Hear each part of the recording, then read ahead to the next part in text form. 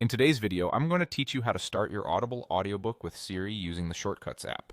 By the end, you'll be able to say a simple phrase and jump right into your current book, totally hands-free.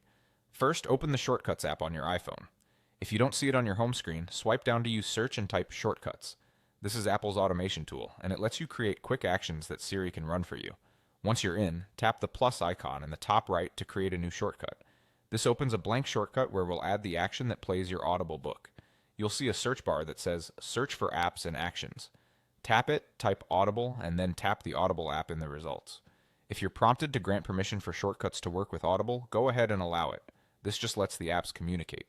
Next, select your current book.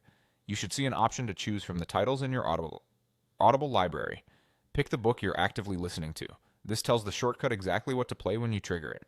If your book is already downloaded or set as your current listen in the Audible app, this step will be quick and clear. Now let's give your shortcut a name that's easy for Siri to understand. At the top of the screen, tap the default name, usually New Shortcut, then tap Rename. Type a phrase that's natural for you to say, like Start my audiobook, and tap Done. Short and distinctive names work best for voice control, so avoid phrases that sound like other common commands. At this point, your shortcut is ready to go. You can run it by saying, "Hey Siri, start my audiobook." And if you prefer not to use the hands-free wake phrase, you can press and hold the side button to activate Siri and then say the shortcut name. If Siri ever mishears you, consider tweaking the name to something even clearer.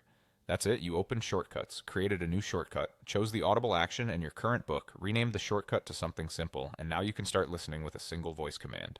This little setup saves time, keeps you focused, and makes it effortless to pick up your story right where you left off.